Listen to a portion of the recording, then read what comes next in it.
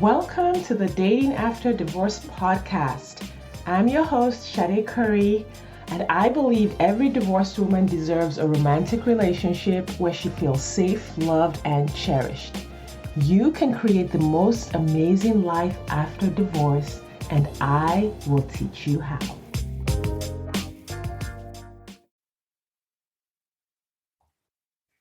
Hello, everyone. Welcome back to the Dating After Divorce podcast. I have a guest for the Remarriage Club series today. Claudia Germeshausen is here to tell her story. Claudia is a career and life. Okay, I'm already messing it up. Career and life coach.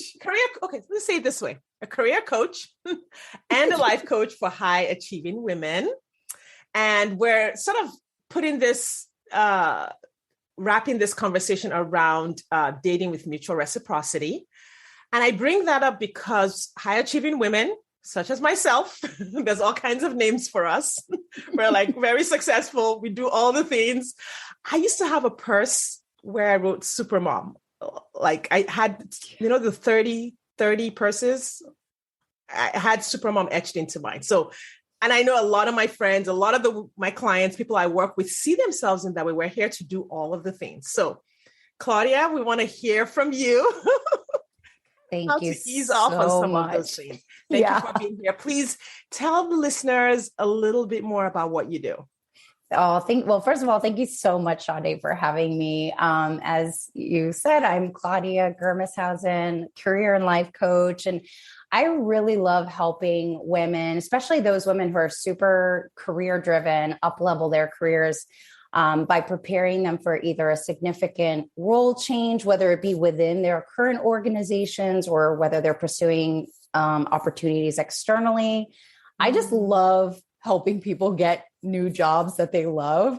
Yeah. And I have a sweet spot for working moms because I'm a working mom myself.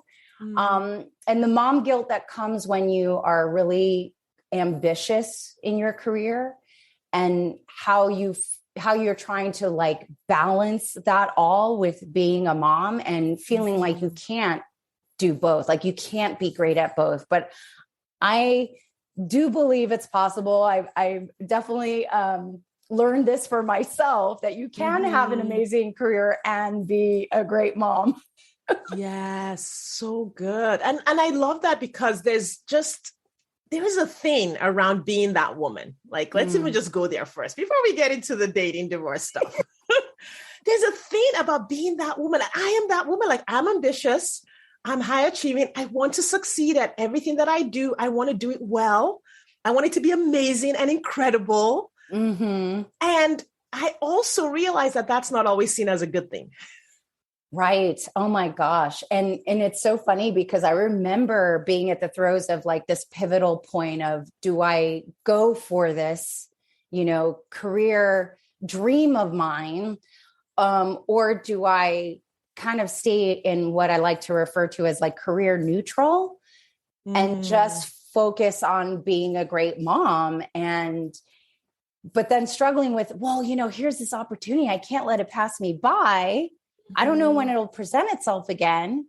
And then, being all in, like really leaning into the career and then falling short on the mom stuff.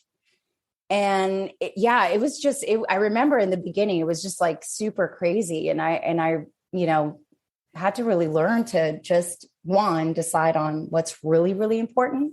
People talk about work-life balance all the time. And I feel like, I have some personal opinions around what work-life balance means, different things to different people, but it's never 50-50.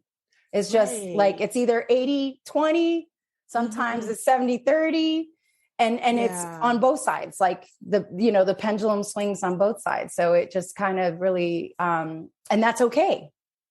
Yeah. And that's okay. It's like, this week is going to be one of those weeks where I'm going to really lean in hard on the mom thing because there's a lot of things going on. But then next week I'm going to be leaning hard on, or maybe it's day to day. Right. Is it possible to believe that we don't fall short in either one, to be in a place where you're doing both, but you're not? Because I think the assumption is that, we're going to fall short. But do we have to see it that way? I don't, it's funny. I think of it more of, and I think this is how I maybe reconcile it for myself. And it's more of, I'm making these key decisions, and I'm going to make a decision to be here today. And then tomorrow my decision will be there, and it's okay. Like, no matter what, it's okay. And then of course, being in a wonderful marriage with someone who is super supportive, having those conversations to say, hey, this is what's happening. This is what I'm going to need. Are you good? Are we good? What do you need? And then kind of like not making these decisions in a silo all the time. Sometimes you do, sometimes no. Yeah. And then being able to move forward with a little bit more peace of, yes, I'm making this decision, and there's no right or wrong. It's just, it is what it is. That's what it is. It is what it is. There's no right. Because I think the idea that, we're going to fall short, or our kids are going to miss out, or our work is going to suffer, assumes that there is some kind of, it assumes a negative judgment. It just projects a negative judgment on whatever it is, but it's not. What if it's just neutral? Right. So good. Yeah. Like brilliant.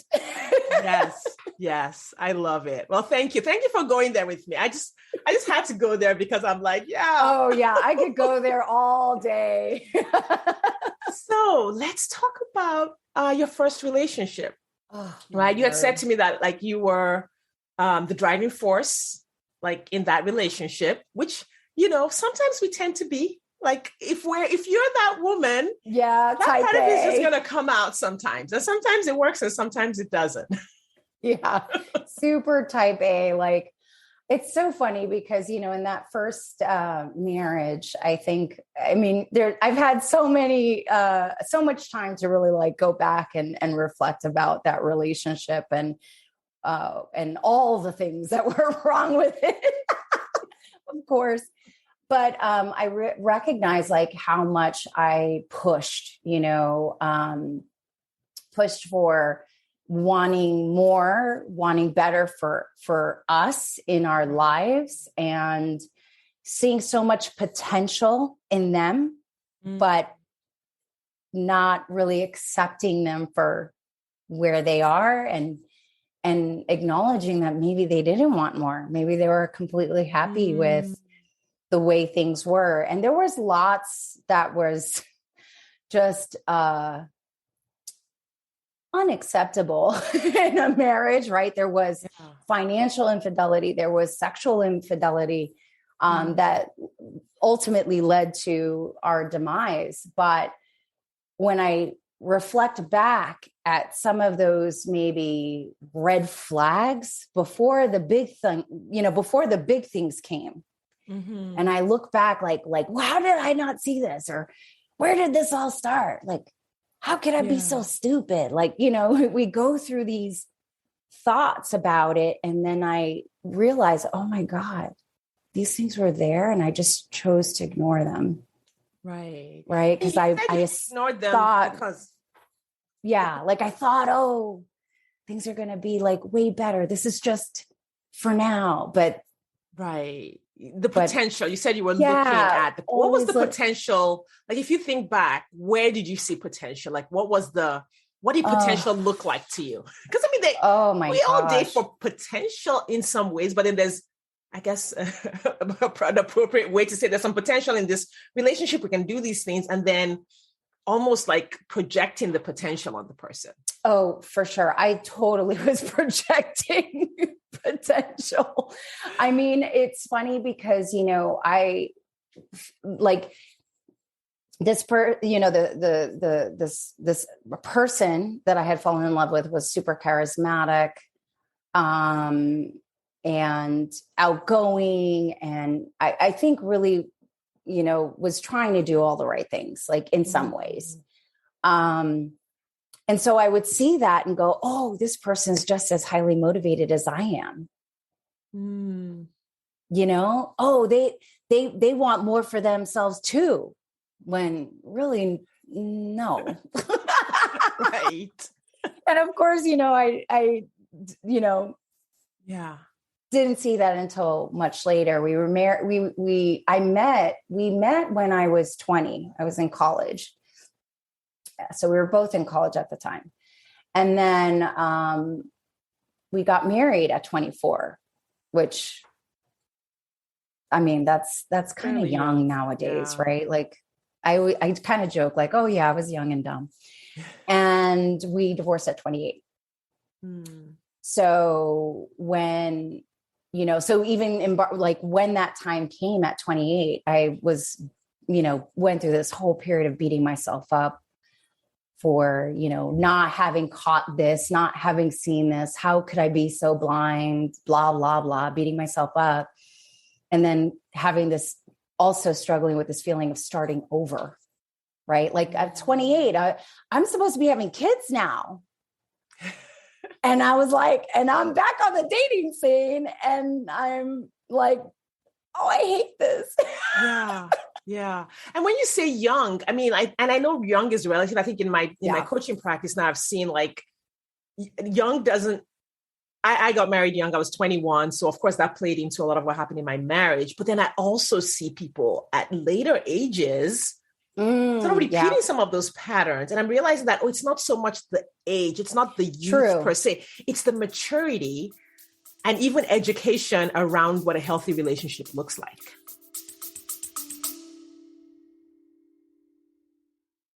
Do you wonder exactly how divorced women just like you are meeting eligible men who want a real relationship and a commitment? They're doing it by dating with their core values. Your core values are the GPS that lead you to the partner you've been looking for. When you use your core values on dating apps, text messages, and at social events, you will easily connect with your true match partner without chasing, settling, or wasting time with non-committal men. I have taught exactly how to do this in the 2-hour Core Values Dating Blueprint course available on my website, shadecurry.com/dating.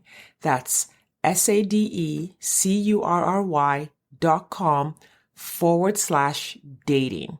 You will learn exactly how to identify your core values and use them on your dating profile, how to ask the right questions via text, and how to tell the right stories on dates, so that you attract the right people and repel those who aren't right for you. If you're ready to meet your true match, hop over to shadecurry.com/dating or click the link in the show notes. Now back to the episode. Oh God, 100% Sade, because I've got to tell you, looking back, I will not say I was the most emotionally mature at that point. But if we had to compare, yes, I definitely was a little bit more. I hear you. But no, I mean, that's a fact. That's so true. It's not really an age thing. In some ways, I always felt like a little bit of an old soul. Because I was, again, like reflecting back, going, wow, I had been like what I believed was the epitome of being a great wife for my entire 20s. So when we did separate and divorce, it was like reclaiming my 20s. It was almost like I didn't know how to act for a little while.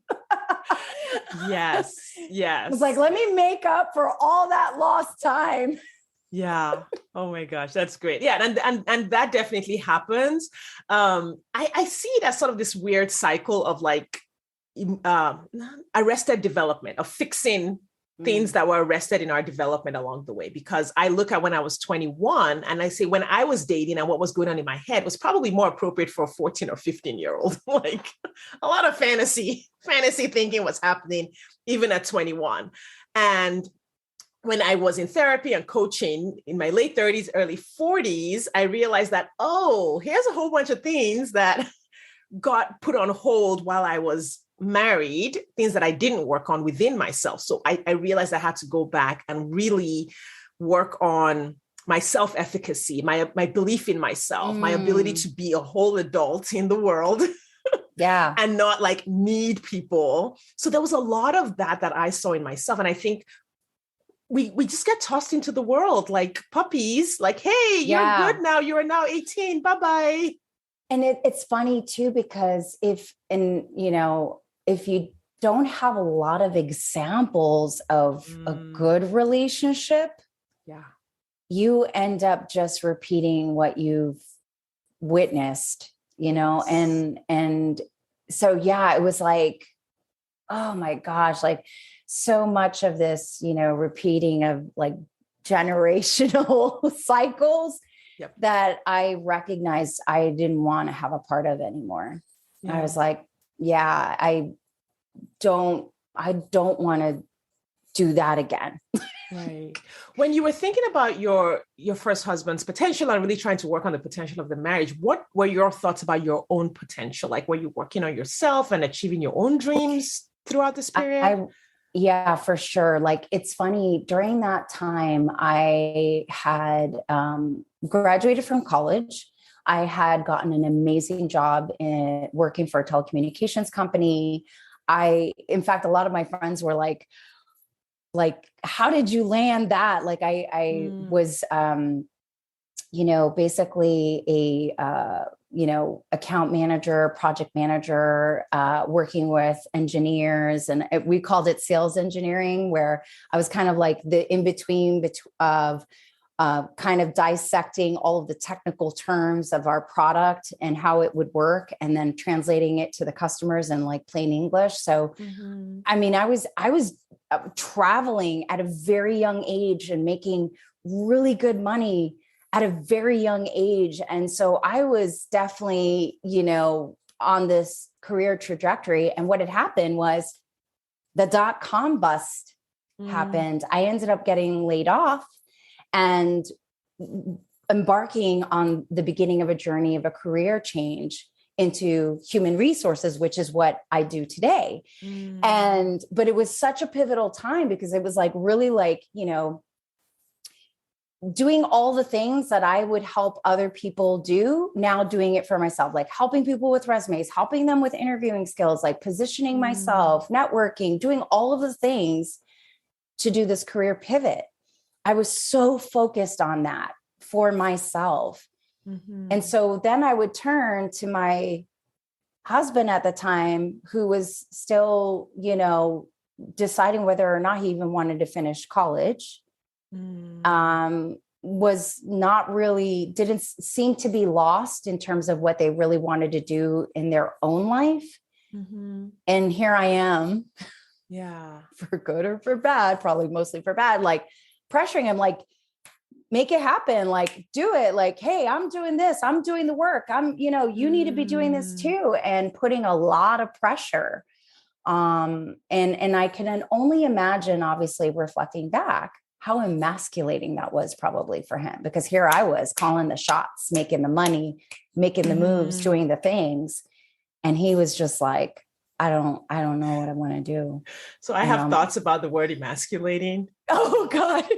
And I will say that I think it was even more so prevalent from a cultural lens, because my ex-husband is Latino. I'm a proud Latina as well.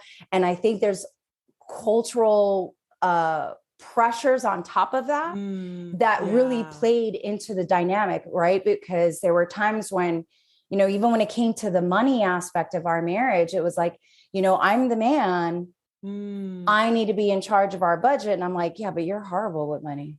Why would I allow you to do that? Right. And then finally letting go and giving him that opportunity to really manage our budget, and then finding out 3 to 4 months later that we were in financial chaos and disarray, because he just wasn't paying anything, including our own rent. Right. Getting a warning eviction notice. And of course, I did not handle that very well. Yeah.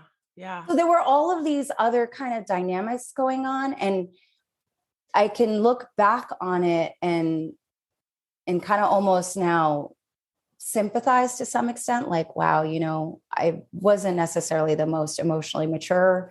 Neither one of us was perfect, that's for sure. But maybe we could have done different things, but yeah, it was just, imagine how confusing it must have been. Like, yeah, I am earning money and stepping up as an adult. You're not earning money.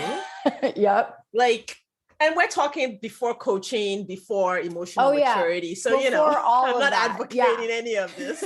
No, I'm just kind of trying to like step in and say, okay, it must have been confusing to say, well, if I am the one making money, then obviously I am more responsible than someone who is married and is not doing what they need to do. And wondering how much of that do you take on, and then feeling bad or feeling shame for even having to say something to that person.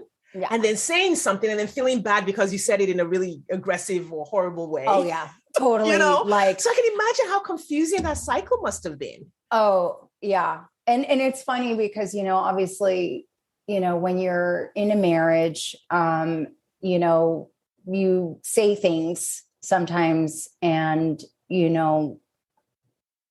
your own emotions are so worked up into it that you're not really even thinking about how something's going to land. Yeah. And I just remember the thoughts that I had at that time was, I shouldn't be the one to be taking care of our family. Right. Whether that was right or wrong at the time. I've obviously, I was in a different place, but culturally it was like, he should be taking care of me.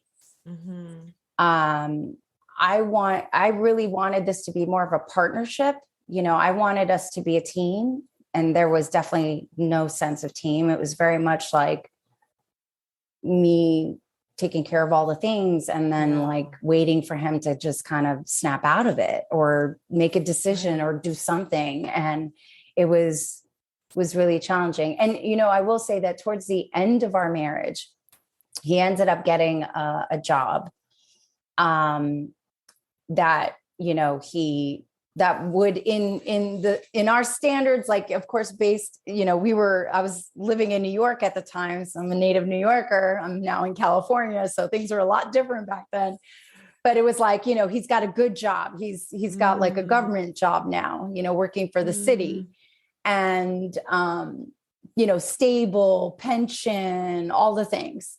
Yeah. And, feeling some sense of relief. Right. Because, now he's going to be able to kind of bring in his contribution to this marriage. And in some ways, shape or form, I think it empowered him to separate from me, because now he had a new sense of confidence and freedom to do what he wanted to do outside of the marriage. So it was just one of those things where I was like, I thought the job was going to be a good thing. And it was for him, but it wasn't for us per se. For the marriage. And so that's when the infidelity happened. Actually, I'll be really honest. Infidelity happened pretty much throughout the entire marriage. I just didn't know to what extent until towards the end of our marriage is when I really started, I don't know if any other former divorcees can relate, but when you start to suspect, you become like a ninja, you become a Sherlock Holmes and cracking all the codes and the passwords. And so that's when I discovered, this is way worse than I had even imagined. So it just became, I think, way more prevalent. And, and then that's kind of how the cookie crumbled. How did you figure out what was your part and what was his? Because like I said, it's just there's just so much enmeshment there. And the cultural conversation is around like, well, if you're a high achieving, ambitious woman, you're going to emasculate your husband, and that's going to make him go do all these things. And it's going to keep him from getting a job and keep him from shining and fulfilling his potential. And it's going to, like, how did you separate out what was your part and what you contributed to the divorce? And then like, what was his part? Well, all of that happened post separation, post divorce, right? Where I was just kind of like, how did this happen? Why did this happen? I spent a lot of time kind of analyzing because I wanted to understand. And there was a piece of me that's like, I never want to do this again. Like, I never want this to happen again. And, I spent a lot of time reading, some self-help books on relationships and realizing, it takes two, right? It takes two. In fact, I'm a salsa dancer. So I always say, one leads, one follows, and you take turns. And how are you communicating? What's the next term pattern? That kind of thing. Right. So it was one of those things where I was like, just very cognizant of, okay, going through all the feelings of like, hate, anger, despair, loss, basically mourning a death. And then kind of also coming to this place of, okay, what was my part? What was my role in all of this? How can I, ensure this doesn't happen again by becoming more aware of some of my own patterns, maybe unrealistic expectations. I mean, it was like definitely a journey. It was definitely a journey. It was, and I think it was just really, building that self-awareness. And some of it was, through some of the books that I was reading, I used that as my therapy. And then I would read and go, oh, I see that now. Oh, I see how I did this. Now, it doesn't excuse any of the behavior, right? His behavior, or even maybe my behavior, but I was more coming from a place of, I just need to understand, like, what did I do? What signals were there that I completely was not necessarily blind to, but chose to ignore. Yeah. So I also say that there's this big piece of women's intuition that we, whether that's our gut feeling or the spirit within us or whatever we want to call it. Right. Mm-hmm. But I reflected back that I had this just gut feeling right before I got married. It was like, I kid you not, like just mere weeks before the marriage. And I remember even having a conversation with him saying, something's not right. I don't think we should move forward. And he like totally freaked out and was like, no. And I'm like, okay, I thought maybe that was him reassuring me that, things were good, things were okay. Yeah. And then reflecting back, like, oh man, I really should have listened to my gut. That there were some things already happening when we were engaged that I had no idea about. Right. And I went and I moved forward with the marriage because also part of it is our own sense of pride, right? I didn't want to be told that I was wrong. I mean, my parents were totally like, why are you getting married? You're too young. Like, you're crazy. What's wrong with you? And I didn't want to be I didn't want to be wrong. Right. So I go through. I felt that after my marriage, when the first time I realized you should not be in this marriage, you should probably leave this marriage. And I was like, no, because then my family is going to say you shouldn't have been in that marriage. I told you so. Like that. I will never forget. There was after my ex-husband and I separated, and I had to like go back to my parents' house. Like, and I was just like, this is the worst thing that could ever happen. I'm 28 years old. I'm grown and I'm moving back home with my parents. Like total bottom. Yes. Talk about hitting rock bottom. And I remember looking, kind of talking to my dad and, him, I remember just having this conversation where I was like, definitely was not good. And, didn't get into the details with him. And he was just, very matter of fact, well, I saw this coming, I didn't want to say I told you so. And I'm like, well, here you are saying it. Thanks, Dad. Love it. Yeah. And I was like, kind of like grumble, like, yeah, you're right. And I was too prideful to admit that, I didn't know what the hell I was doing. Yeah, I think that comes up for a lot of us in that situation. I think, like I said, it's the emotional maturity that we even use to pick that first partner, and like we're still acting out a lot of this stuff in these relationships. Yeah. And it's interesting that you can drive a car, you can get a license. Like there's so many things that the hoops you have to go through to drive a car, so many other things, and then marriage is like, oh yeah, how old are you again? Let's do Right. it. Oh my gosh. Yeah. Yeah. And, but it's funny. I reflect back. I'm so grateful that that marriage ended. I'm so grateful. I feel like a completely different person, from the person that was in that marriage. And the dating journey was another learning. And it was funny because by the time I met my now husband, who is like absolutely my heart and soul, like oh man, like I always say I'm so lucky. But I truly was like, I don't ever want to get married again. Like, I'm good. I don't even care about dating anymore after having some dating debacles.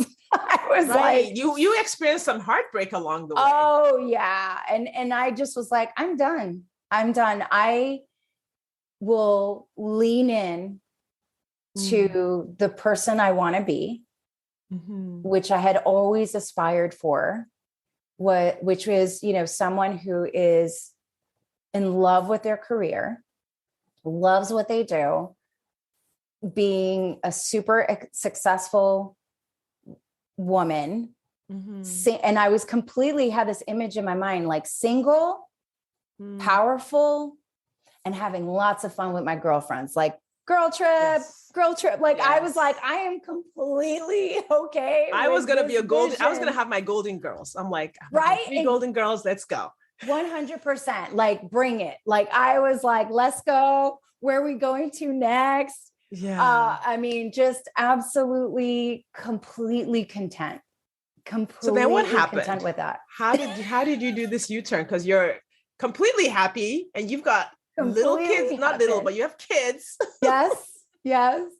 Well, it's funny. So, I ended up relocating from New York to California for an amazing career opportunity. And it was very much like, I had some really amazing mentors and, here I was trying to make this career pivot. And one of my mentors was this, incredible VP at Goldman Sachs in HR.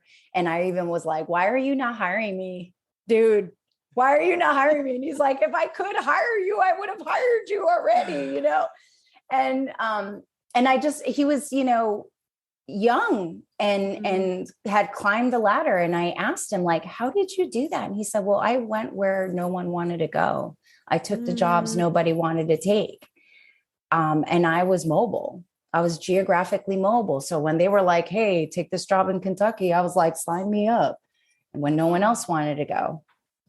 And he said this, and it took me a couple of weeks to resolve this within myself. But he said, the world does not begin and end in New York City.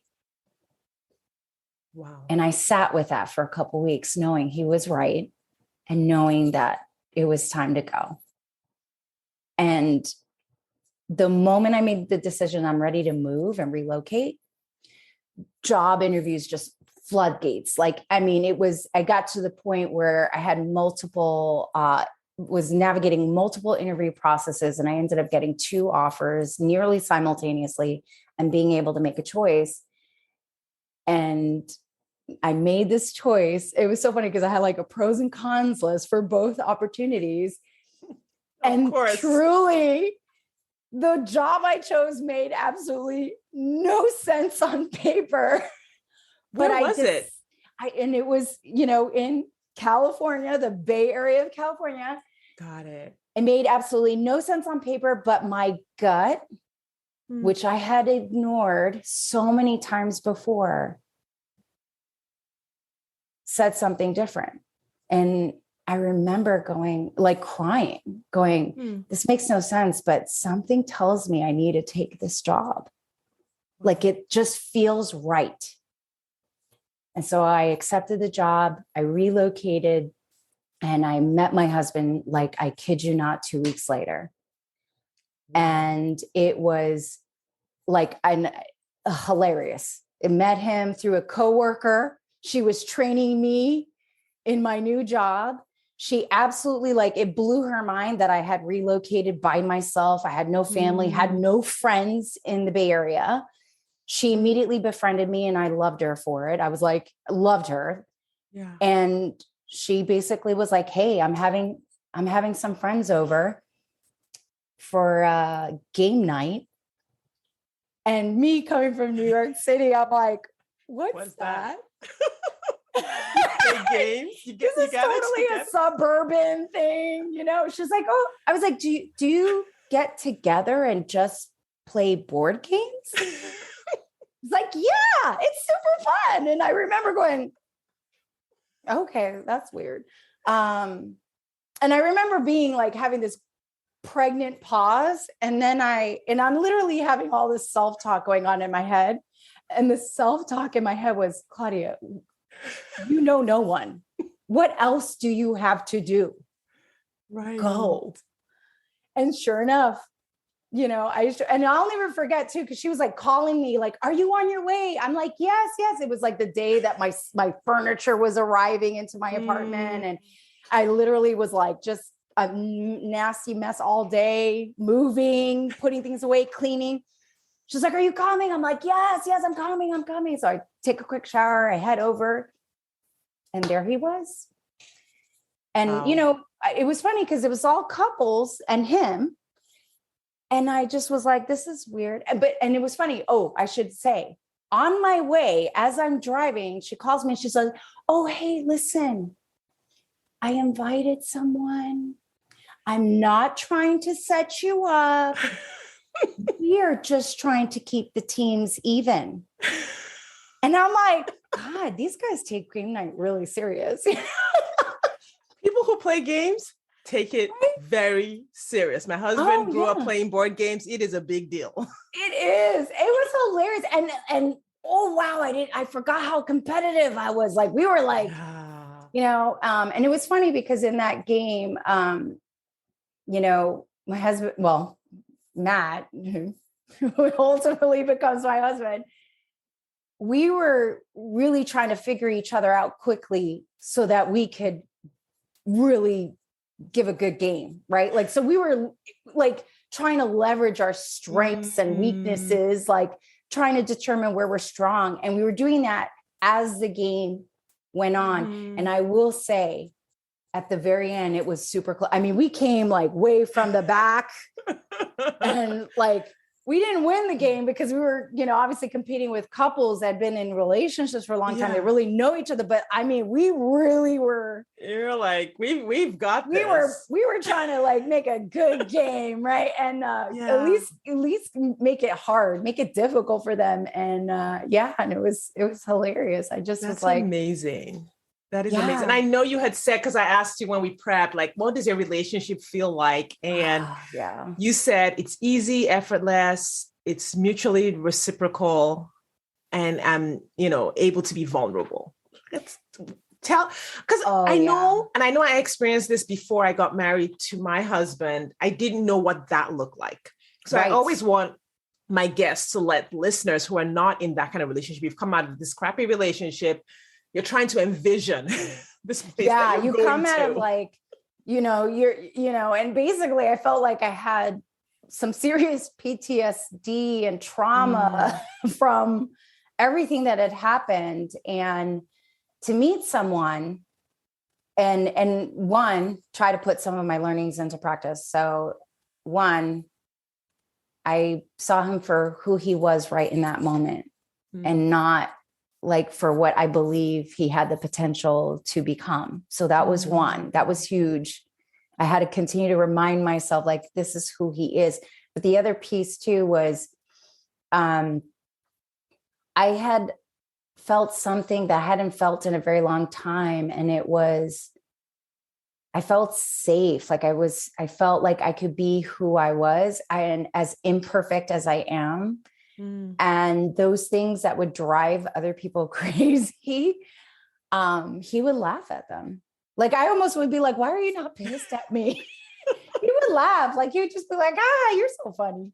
And I'd be like, I didn't just piss you off. Like, huh? Wow. Like, and it kind of threw me off. Like, I'd be like, wow, he's so laid back, and when you are somebody who's so go, go, go, go, you need somebody to kind of be like, hey, let's just chill. Like the sun will come up tomorrow. Yeah. And we joke all the time that, he will, when he tells the story of how we met and everything, he always would say that, like I came off the plane dazed and confused and he was there to show me around. Right. Like he was very much like, have you ever been to Half Moon Bay? No, I just got here. I haven't been like down the street, and he'd be like, let me show you. Like he was like my tour guide. So a lot of our dating, especially in those initial, months, was him showing me all of Northern California. And just absolutely like embracing the moment, and just be like, wow, like so different culturally too from New York City. Yes. How did you bridge the gap between, all right, we're partners at this random date night or game night, to like, hey, I want to take you out for dinner. Like, did he ask you? Did you ask him? What happened there? It was funny because a little bit of controversy here, but he was actually dating someone else. And so once I found that out, I just immediately and it was funny because of course I'm meeting him for the first time at game night. My friend tells me, I'm not setting you up. Mm-hmm. So when I heard, he's in a relationship with someone, I immediately was like, like she really meant it. Ooh, I kind of almost felt like relieved, like, oh, cool. Okay. Like we're here having fun. No big thing. Mm-hmm. But he actually kept reaching out. Like, hey, maybe why don't we all go bowling? And it was funny because my girlfriend was like, he wants to see you again. And so it turned out that relationship was not something that he obviously was really invested in. And, I had a very frank conversation with him, saying, hey, I'm going to put it all on the table. I'm divorced. One of the reasons why there was divorce is infidelity. And I will literally not approach that with 10-foot pole, at all. I am not saying you need to break up with your person. Because I don't even want to put that pressure on myself. I don't know you. I don't really even know you still. Right. I just met you. So it was you breaking up with her is not a promise of a commitment from me. Yeah. I was like, it sounds like you are not happy and I'm not the solution to that problem. And I was very I was very New York. I was like, listen, I've been around the block, not doing this, da, da, da, da, da, da. And he just was like heard me loud and clear. And I said, we can't do this. This is going to get awkward. This is like a friend circle. And so anyway, long story short, a good month and a half had passed, and, he was still thinking about me, talking about me with friends. And, one of his best friends, who ultimately was was our best man in our wedding, had said to him, you can't shake her out. I have never heard you really talking about someone the way you talk about her. You don't want to be in the relationship you're in. You need to make the call. And so he made the decision to end the relationship, and then reached out to me.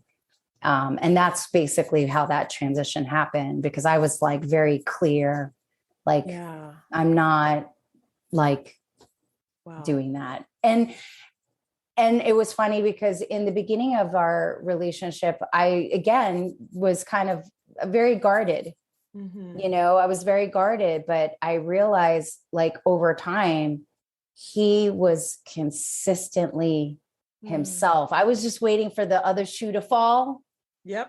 And waiting for, when is this going to go bad? Like something's going to hit and just, it never did. It never did. And I just was like, wow, I've never been, in a relationship where I felt so safe and accepted. And I mean, he loves me for all my quirks and the good, the bad, the ugly. And like, that's pretty incredible.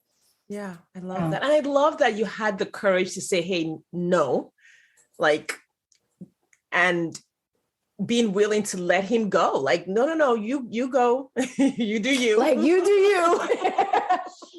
Right. And like, and I don't even want you to come back because, I don't want to be like your leftovers, I was just kind of like. Sometimes I have to help women navigate that. No, let him go. But the definition of letting go can look very different and very sneaky, which is, well, we're still just texting until he. And I just, it was funny because there was a period of time where he was trying to still maintain or text me like, hey, you want to meet up, or, hey, do you want to? And I was in fact, we joke about it now. I was like, I'm washing my hair. He's like, all night. Yeah. Oh, it's very long hair. Hey, listen.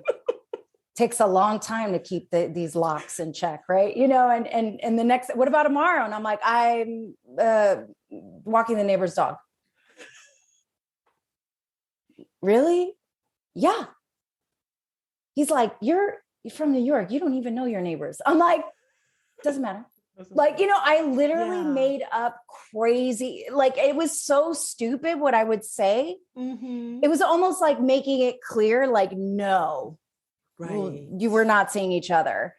Right. And so he finally gave up on that. And here's the thing. And I know this is a generalization. Please don't write me letters. Like, I get it. It's a thought. Guys will get whatever you let them get away with. They will go there. 100%. In fact, oh my gosh, I'm so glad you said it. We were on a date.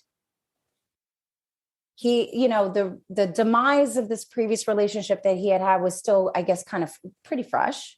And we ran into a friend of the former girlfriend. And we were, at his company event. We're at his company event, golf thing. And we were holding hands. And all of a sudden he dropped my hand. And I saw this like crew of, females approaching us. And I was like, okay. And he pretended like we weren't together and had this whole conversation. And I'm literally like sitting here, and I always joke, like I was very New York because I had like zero tolerance. And so I let him do his thing. And then he'd come back and I'd be like, oh, so who was that? And he's like, well, that was like so-and-so's, friend or roommate or whatever. Right. I was like, wow. Yeah. Oh, that felt really awkward. Huh? He's like, yeah, that was really awkward. And I was like, oh yeah. Listen, you don't ever do that to me again. Like I literally like laid him out. I was like, you are with me. You introduced me. It's so funny because at the very beginning of our relationship, I literally set expectations on how I was going to be treated because he was still kind of like, like I didn't doubt his commitment to me, but it was very much like, you need to know who I am. You don't have to change. But I'm going to tell you what I'll tolerate. Yeah. Yeah. Like I've already tolerated so much in my past, and I absolutely will not go back to that. Yeah. I was a different person. Yes. I'm a new person today, and I will not tolerate that.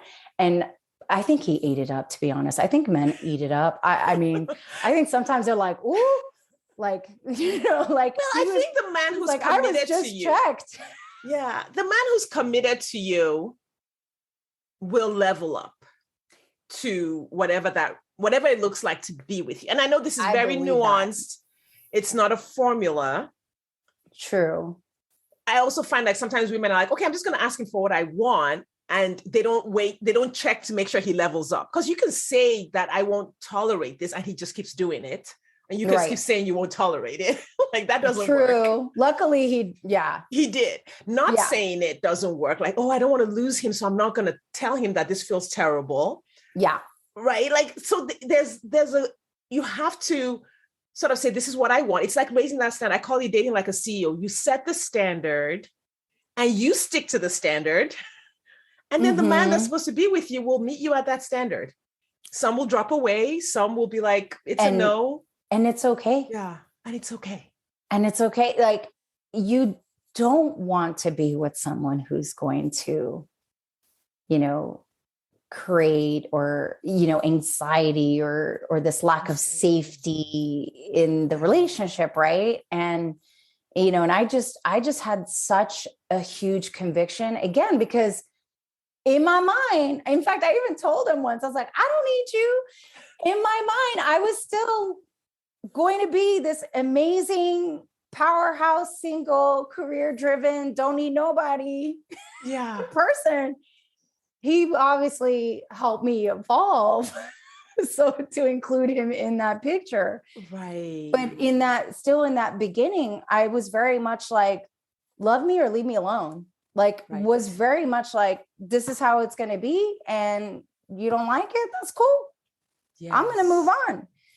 Right. So it's interesting how being in that space is sometimes the most attractive thing, not to all men, but to the man who's supposed to be with you. Yes. Because what would have been the point of you becoming more, I don't know, more passive or less ambitious? Then you would be someone different than who you really are in order to attract the man who didn't want to be with who you really are.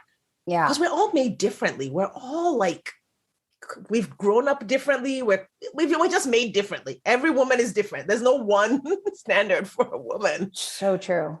Yeah. So true. And it's funny. There were so many moments in our dating relationship where I was like, wow, like he just amazed me. I remember one time I got called by a headhunter for a job in, of all places, Omaha, Nebraska. And I entertained it for like a hot minute, but it was one of those things where I was like, at this point we had moved in together. We had literally just moved in together. So we had been together maybe a year, right? I'm going to say about a year.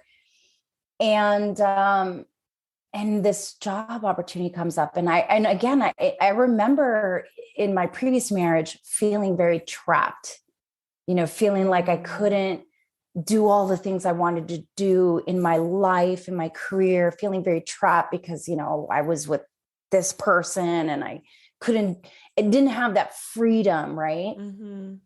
So this job comes up and, I remember bringing it to him and saying, hey, I got this call and it, sounds like an interesting opportunity. But in my mind, I was also, Omaha, no offense to anybody in Omaha, but I was just kind of like, from California to Nebraska, I hate the cold. I left New York. I don't want to go back to the cold. So I was kind of almost downplaying it a little bit.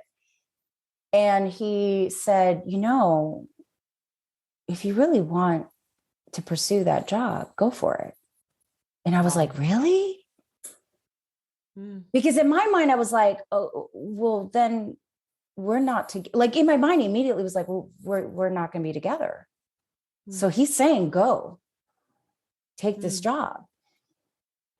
And I said, well, then that's it for us. Like, I remember like so you're okay, like me taking this job, and what about us, And he was like, oh, I go with you.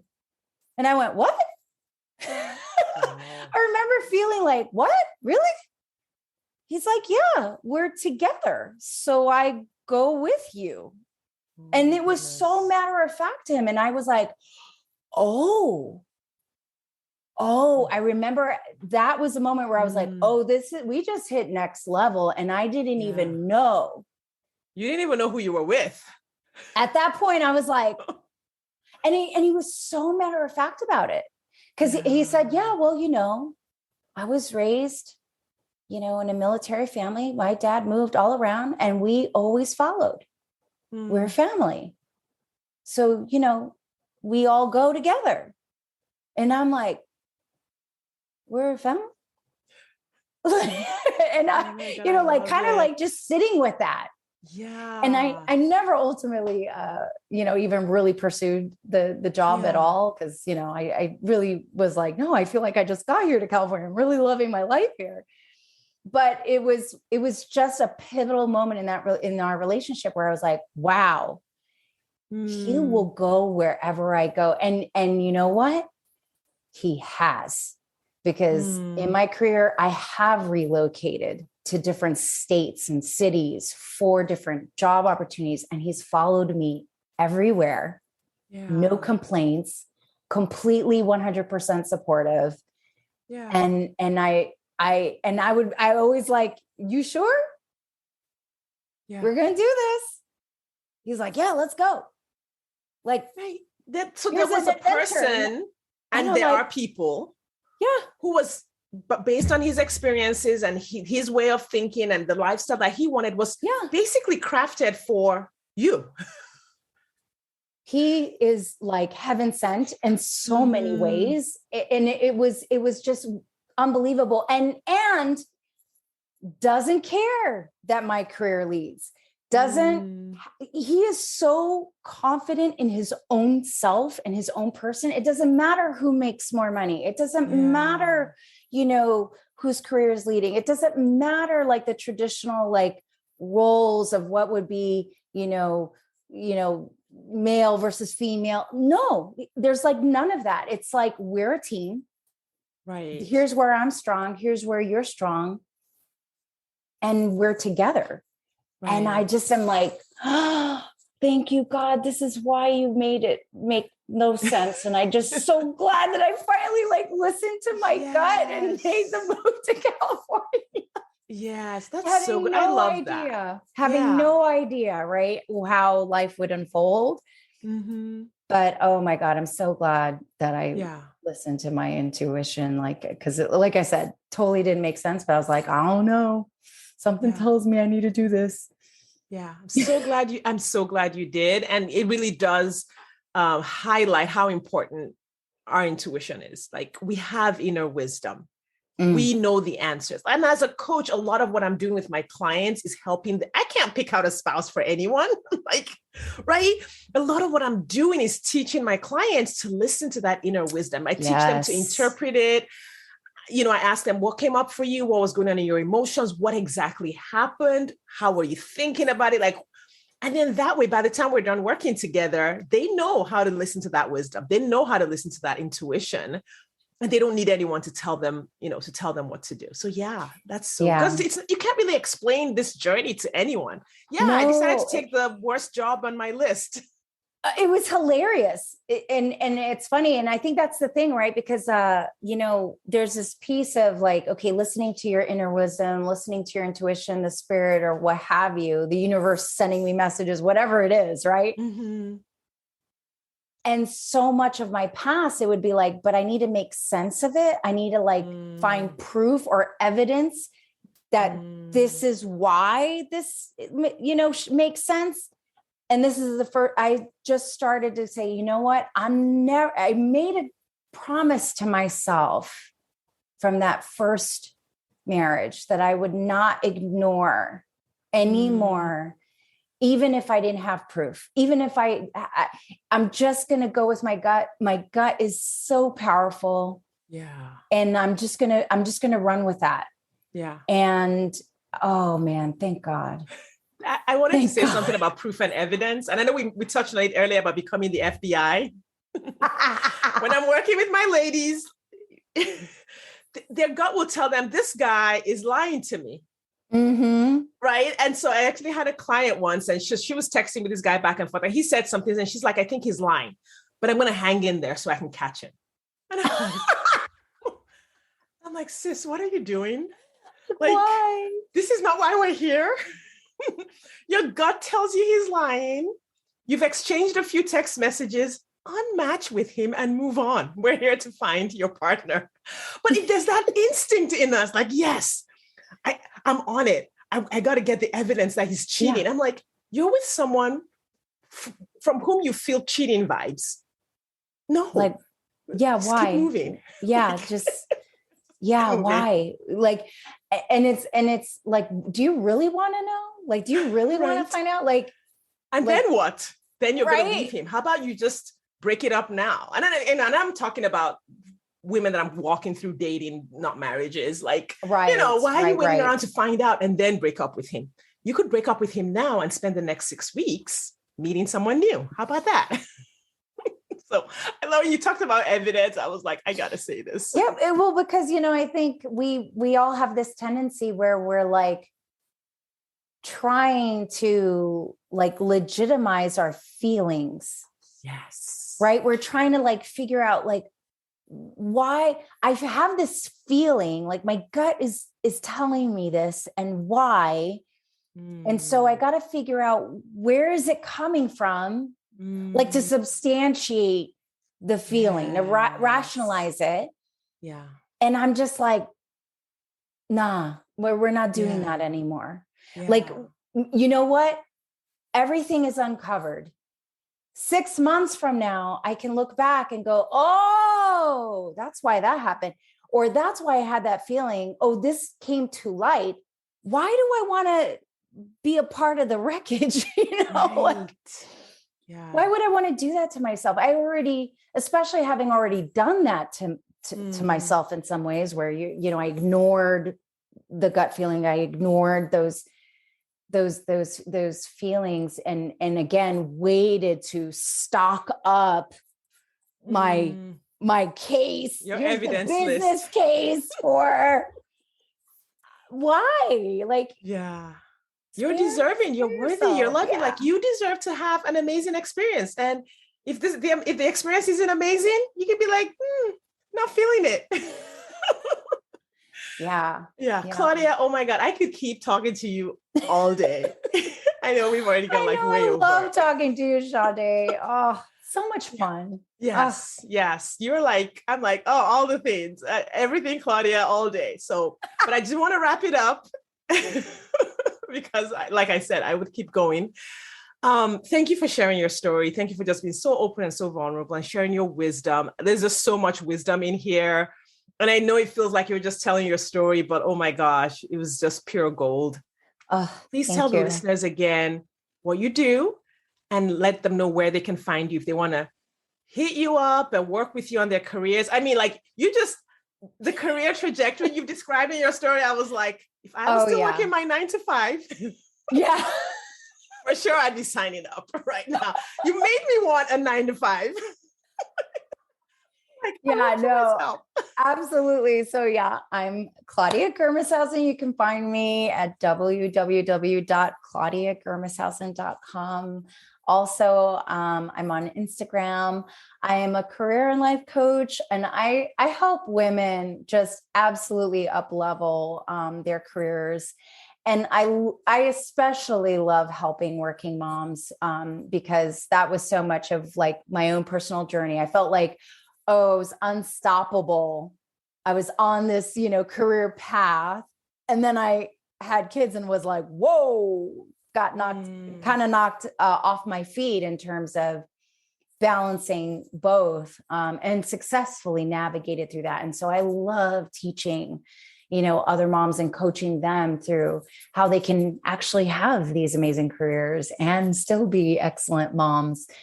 So, happy to help anyone who wants to reach out to me. I absolutely loved talking with you, Sade. So good. So good. Thank you, Claudia.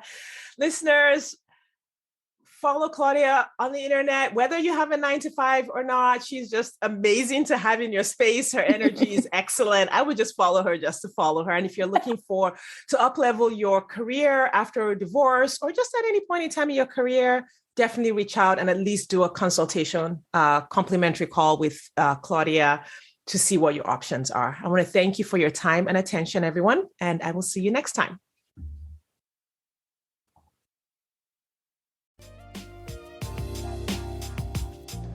Thanks for listening today. If you are ready to get married after divorce, I want to invite you to download my free 8-video training specifically designed to help divorced women date with ease and get married again. Head over to shadecurry.com to get started. That's SADECURRY.com. I'll see you inside.